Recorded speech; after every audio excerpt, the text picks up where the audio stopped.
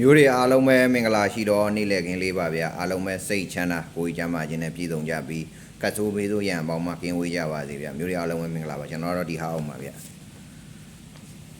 အဲ့တော့ဒီကနေ့ညနေအတွက်ပေါ့နော်မနက်ကတော့မအောင်အပူဆိုတော့မအောင်ဘူးဗျာဒီကနေ့10ရက်6လ2025အင်္ဂါနေ့ညနေအတွက်ကိုဖရီးအရန်ကနန်းကတော့39396989ပေါ့နော်39396989ဒီကနေ့ညနေအတွက်နော်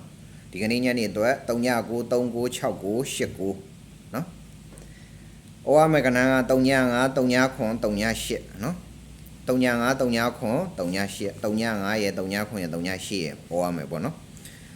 ဝမ်းချင်းကတော့ကျွန်တော်လုံးပိုင်နေနေတော့39သလုံးညနေကိုကောင်းပါတယ်နော်။အဲ့တော့ဒီကနေ့ညနေအတွက်ကိုကျွန်တော်ရှိမှနေ့တိုင်း3ခွက်ပေါက်ပေးယူလို့တဲ့အမျိုးများကအဆင်ပြေလို့ကစားခြင်းတဲ့အမျိုးများကနေ့တိုင်း3ခွက်ကို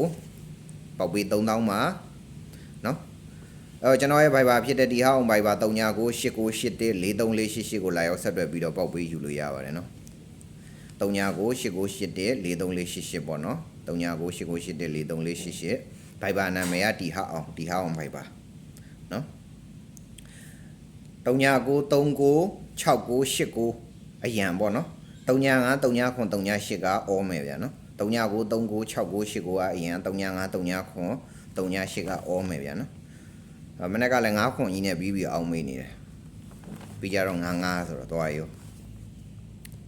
သူတို့တဘောပါပဲနော်ကိုကတော့မိအောင်ဖမ်းမှာအဲ့တော့